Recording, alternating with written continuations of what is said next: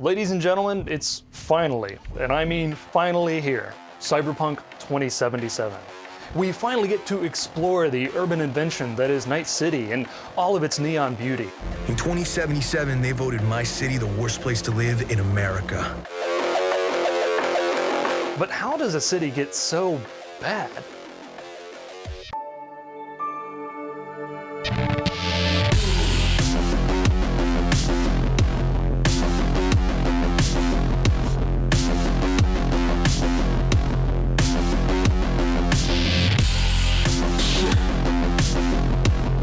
Welcome back to Pop Culture Urbanism, where we dig into the cities behind popular movies, TV shows, video games, and more. We were originally going to exclusively talk about Cyberpunk 2077's Night City, but due to a few unexpected things,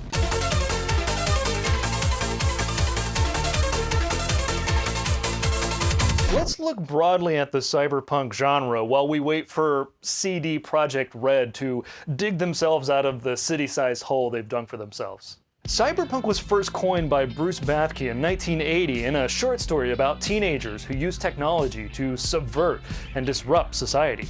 This kernel of an idea blossoms into an entire genre about high-tech futures and dystopian new world orders. Now, as far as dystopian stories go, they're a genre defined by fears and anxieties about the future. From the 1920s, we have Metropolis with a Marxist fear of social stratification and alienation. In the 1940s, we have George Orwell's 1984 with its fear of a perpetual welfare warfare state. And of course, in the 1980s, we have Blade Runner with its fear of ubiquitous ramen stalls.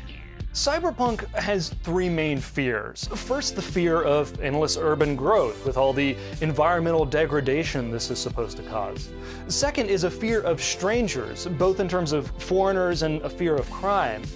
And the third fear is of total control and surveillance. Understand that this genre comes out of the 70s and 80s. Crime was high, drugs were flooding the streets, there was an ever-present possibility of nuclear war, business was booming, immigrants were coming in, and technology was changing fast. These cities really were, in a certain sense, a hellish landscape, and the cyberpunk fear was that they would continue to grow and grow without any kind of control. And that's why I'm focusing on cities. Cities are so central to the cyberpunk genre that writers would often invent entirely new cities just to tell their stories. Think about Neo-Tokyo in Akira, or Newport City in Ghost in the Shell, or of course Night City in Cyberpunk 2077. By building cities from scratch, the cyberpunk genre is able to make specific critiques of society, and it's those critiques that we're going to examine in this video.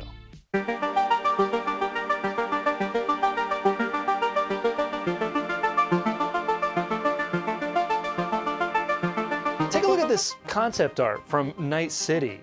Right across the bay, we see acres and acres of oil refineries, hinting to us that the great heights of the futuristic city come at the cost of vast environmental carnage. In a phrase, cities are an environmental menace, so endless urban growth means endless environmental destruction. Worse yet, these futuristic cities aren't even presented as good. We see that the super talls of the skyline mask the corruption and degradation of life that happens within them. Instead of looking at skyscrapers in awe, we look at them and think, damn, you live like this? The cyberpunk genre is every urban problem turned up to 11. Shifty people on drugs, violent people with guns, police brutality, really obnoxious cars, stagnant puddles of city juice, homelessness, really cramped apartments without much natural light. Racial tensions, smog and pollution, and the ironic yet crippling sense that you might be completely alone in a city of 8 million strangers. These are all different reasons for the anti-growth sentiments we see today, and they're all reflected in the cyberpunk stories we know and love. But I would be a negligent show host if I didn't bring up another theme that's central to the cyberpunk genre, and that's inequality. Cyberpunk doesn't just say that growth is bad, it says that growth is good, just for someone else.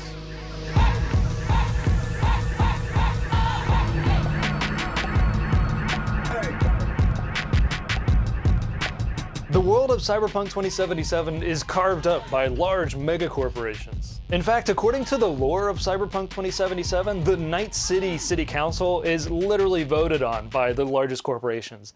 No points for subtlety there. Subtextually, this is about excessive corporate power, particularly through rent-seeking or the regulatory capture of local government. A large part of this is reflected in the theory of the urban growth machine, made popular by Harvey Malech in the late 1970s. The theory sees cities as growth machines, where all they do is grow the value of scarce land. Take Manhattan, for example. It's an island, and it doesn't grow by adding more land. It grows by repurposing the existing land for bigger and bigger value. Now, the nightmare of the urban growth machine is when the machine ignores the quality of life of the people that actually live there, like in making a city better, more walkable, more accessible to things like schools and jobs. Instead, the city's elites drive the machine, consuming and repurposing land in pursuit of their elite-driven goals. Like, yeah, your cozy little neighborhood is nice, but wouldn't it be better if it was a corporate campus or a sports stadium? When growth takes this form, particularly of the cronyist, government in bed with corporations variety, it's easy to see why the cyberpunk genre gets so cynical about growth. Now, this perspective is baked into the DNA of 2077's Night City. After all, it was founded by Richard Knight, a businessman who wanted to found the perfect city and secured capital buy-in from other mega corporations. Throughout the 80-some years leading up to the events of the game, Night City is, more than anything, a corporate enterprise. We see this in how its neighborhoods are built, carved out, and maintained, or in many cases left to rot, at the discretion of the mega corporations that run the city. This is the growth machine at its worst, when corporations don't work within the market, but turn to the government for special privileges, free land, and tax dollars, running roughshod over the rule of law or even just the basic ethics of a functioning society. And we don't have to go all the way to Night City to find examples of this. Has your city ever eminent domained an entire city block just to create land for a sports stadium? Is your city segregated because they built a massive highway between low-income neighborhoods and wealthier neighborhoods? Has your city ever given out generous corporate tax breaks because they wanted to attract a large corporate HQ? That, ladies and gentlemen, is the urban growth machine.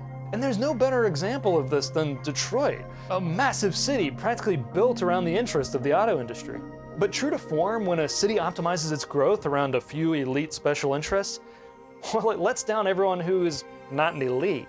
This is why Detroit, among many other reasons, became the unfortunate poster child for rampant poverty, homelessness, and crime.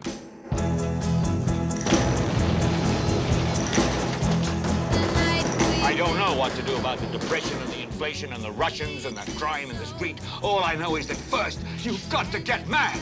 You've got to say, I'm a human being. God damn it! I want all of you to get up out of your chairs. I want you to get up right now and go to the window, open it, and stick your head out and yell, I'm as mad as hell, and I'm not going to take this anymore! This is the 1980s, and the Cold War doesn't seem quite over. Refugees are flowing in from Eastern Europe, Latin America, Indochina, even outdoor China. The American melting pot is getting a lot to melt. I like to teach the world to sing. Sing with me. Perfect harmony. Perfect harmony. I like to ride the world folk and keep it company. It's the real thing. For large chunks of American society, they're not especially hippy-dippy about all these strange newcomers. Are they xenophobic? Well, I'm not trying to get into that. What I will say is that there's an abundant fear of people outside your circle of trust, however you want to define that circle. For the most part, that fear gets directed at foreigners or urban criminals. Loaded terms, I know. All the animals come out at night. Whores, skunk pussies, buggers, queens, fairies, dopers, junkies. Sick, venal. Someday a real rain will come and wash all this scum off the streets. Could this scene be a Rorschach test of America's anxieties? You decide. What we have here is a pervasive cultural fear of cities, cities growing in their disparity, depravity, foreignness, and violence. Without cops, this city would tear itself apart! So what happened? What happened when Americans were afraid of urbanization? Well, they stopped urbanization.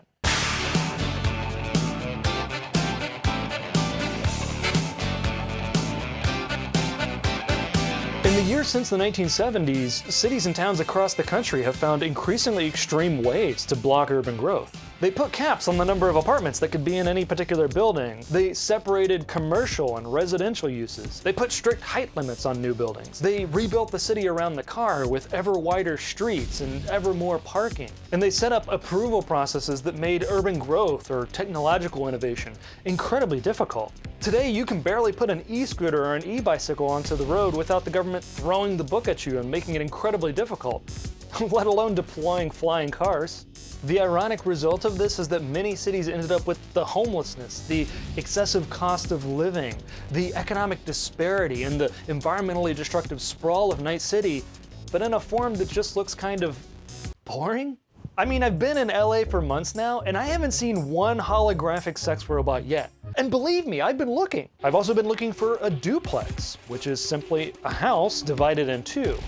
But it's illegal in most of LA, as in most other US cities. My point here is that the cyberpunk cities are materially illegal to build today, and yet we've ended up with all the problems of the cyberpunk city. But there exists a gleaming city on a hill, a city that looks cyberpunk and is pretty cool if I do say so myself, but has none of the problems associated with a cyberpunk city. I'm talking about Tokyo. This place got a new face, killing Joe's face, got a Joe leg, chilling in a new face. Blue space in a new place, what did he say? Eat a tic-tac, feeling like a Joe. Despite having almost 20 million more people in its greater urban area than New York City, rents in Tokyo are actually half as expensive. This is because it's relatively easy to build an apartment with a shop on the ground floor in Tokyo. The process is streamlined. It doesn't take months and months just to get a permit, as it does in New York City. This isn't to say that Tokyo is a perfect city, even though it's pretty darn good, or that it doesn't have any problems. Just that, ironically, the most cyberpunk-looking city actually is one of the most functional and dynamic. Maybe Night City could take a page out of Tokyo's book. I was slipping over here, now I'm working rather slow. I was doing that there because I did it for the show. Cities are an incredible human achievement. They're hubs of opportunity, of vast networks of people colliding with new ideas and concepts. And they're at their best when we let them grow and change organically. And the reality is that most people want to live in cities. They're exciting places to be, filled with dynamism and industry. And their problems? Violent crime has plummeted since the 1980s. Cities are safer than much of the rest of the country. In many ways, we've overcorrected for the fears associated with urban growth. Housing costs are at record highs, homelessness just keeps getting worse, and commutes just keep getting longer. Far from a cyberpunk nightmare, the problem is that we didn't let cities grow enough.